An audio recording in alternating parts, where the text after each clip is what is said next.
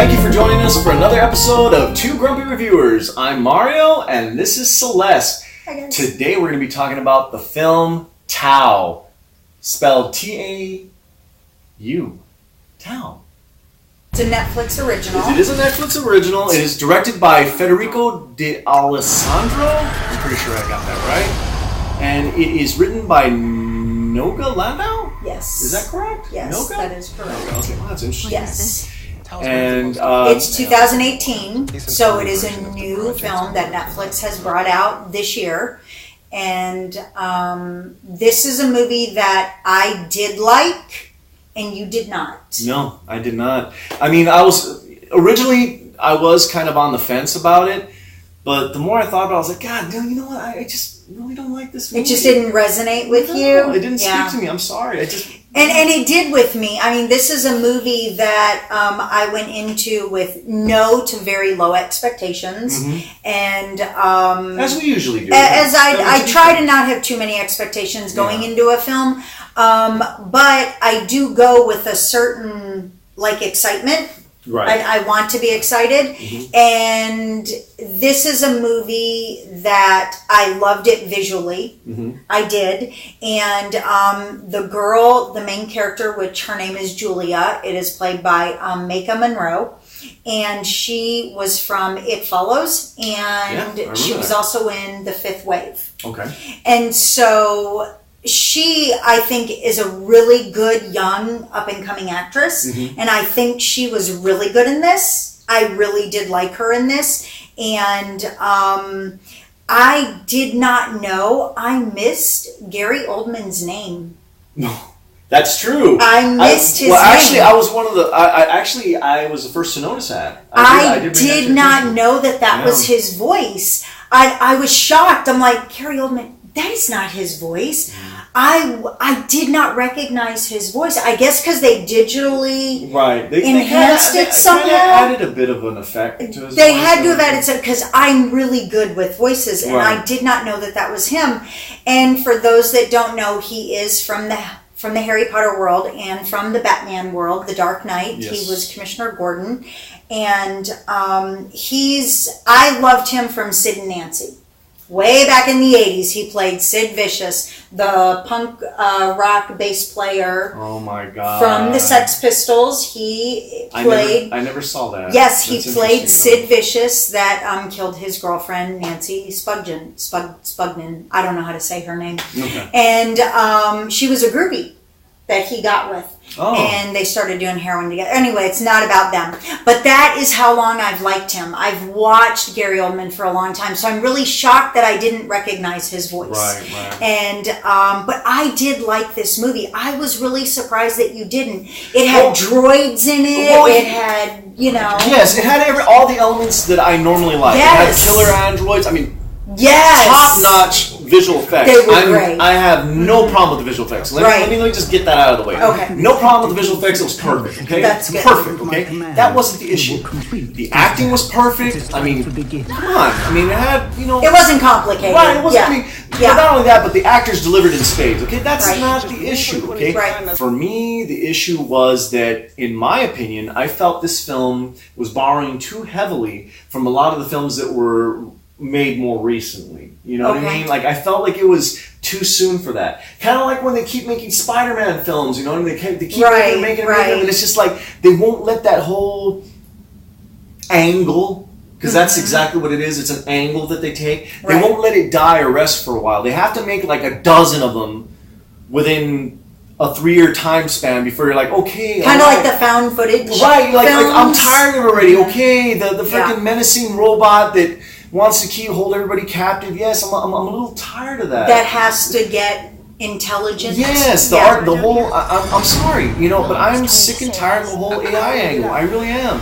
The whole vicious AI angle. They want to take over the world or dominate someone or try to murder them or whatever. I'm just kind of tired of it, But I can see that. Right. But I did like how they explained it. Because she's a girl that was kidnapped by this lunatic. But let's not forget to mention to people that she was a hustler. She was. She was a originally hustler. a street hustler. She was. She was getting money any way that she can, which is cool. Right. It's a cool character. It's a cool character. Yeah. But she was kidnapped by this deviant. Well, for mad scientist. I mean, there's really no other word to put on him. He's a mad scientist. Yeah. He's very intelligent, and he's a billionaire scientist, and he kidnaps her, as he does other people, and takes him back to his home, where this artificial intelligence, which is Tao, controlling the house. So Tao does not let anybody out of this house. And it's... Go ahead. Can I just say that, out of all honesty, another reason why I was bothered by this film is because, you know, I work with... I'm an animator, so I work with After Effects. And anyone who works with After Effects CC knows what I'm talking about here. But the reason why this bothered me, the design of Tao looks just like the graphics for when... for After Effects CC when it first comes up, when you first click on the icon and it comes up, you know, the graphics that they have for After Effects CC, it looks just like Tao, only in a different color. So I just kind of felt like that. I was like, I already seen it. Yeah. You know what I mean? And I know that sounds a little douchey of me to say that, but it's the truth. That's exactly how I feel. I was just kind of like, I've already seen this design before, so there was really nothing new to me about Tao. Right. You know? So the interface itself I felt was a bit lackluster. I think they could have... Like it wasn't very original? No, it wasn't. I felt like they could have really stepped it up and made it interesting and maybe did something different for a change. To me... And I think a lot of people feel that way too, because because you know I like to always do research, as you do too. Right. But when you don't like something, you kind of stop there. Right. And so, and I get that, because I get the same way. And but then that kind of weird obsessive side of me, I want to know what everybody else thinks of it too, like why don't I like something?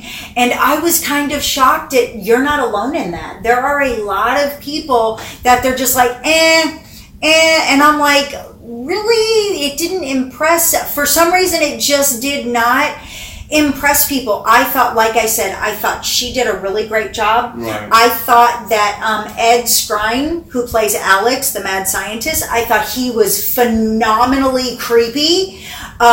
He gave me that feel of being really disturbed, almost like a sexual deviant kind of he really bothered me. And I like when a character can kind of make me uncomfortable. Exactly. I like that. And like I said, it had nothing to do with the acting. It's not that the acting wasn't good. It's not that the visual effects wasn't good or anything. You have more of a problem with the robots. Yeah, I just kind of felt like, not the premise.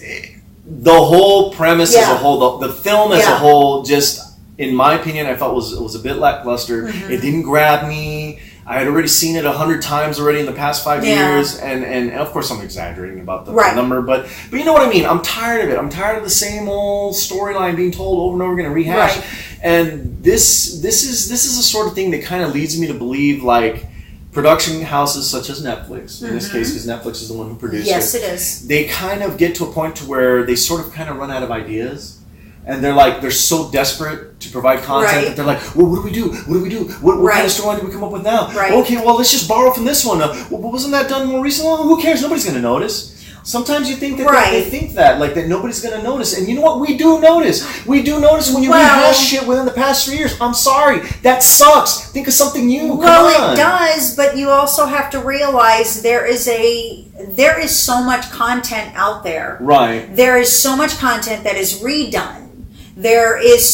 Frankenstein has been made 15 times with the name Frankenstein in it. I mean, come on, let's get real here. Well, I agree with you. They're always updating everything, and at some point, as you get older, you have to accept that the young generation wants their own version of Night of the Comet, Frankenstein. And I get that. I get that, okay? And that's kind of what this is. This is their version. This is the younger generations. I mean, think about seeing this movie if you were 10 for the first time. And you don't have all of your knowledge of film that you have.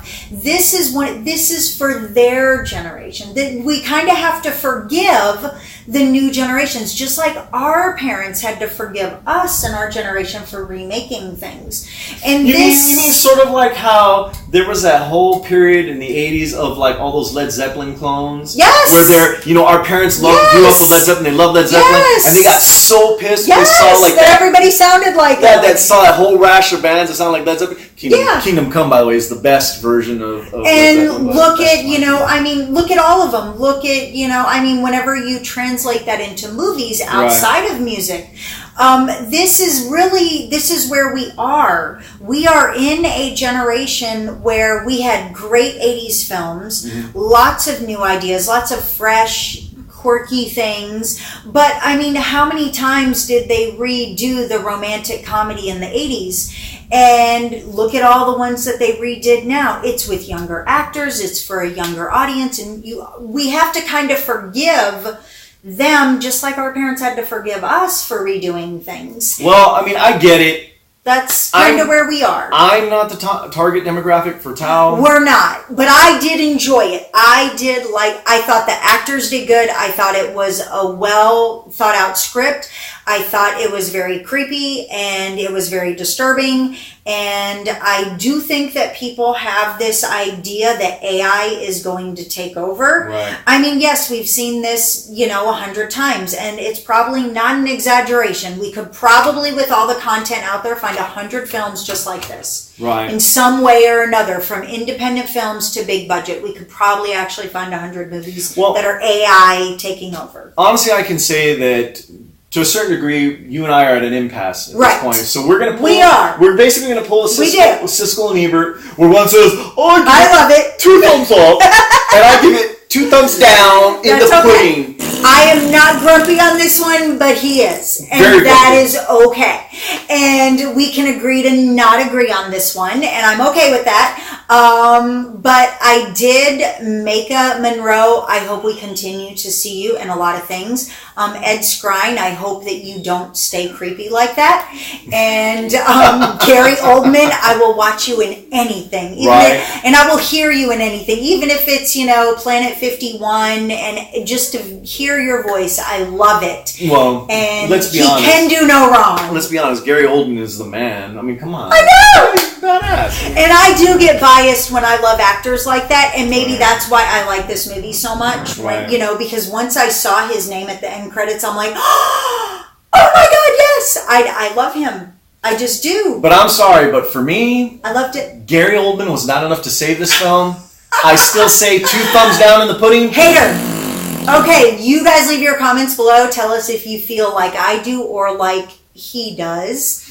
Leave them below. Like this video so that we can continue to make more. Make your comments, subscribe to our channel, and we always love hearing from you guys. And I look forward to all the hateful comments about me not liking this film. That's okay. I think I'll sleep. I might get some hate for loving it. And that's okay too. So whatever it is, leave all the comments below, and we will see you guys next time. We love you guys. Thank you for joining us. Bye. Take care.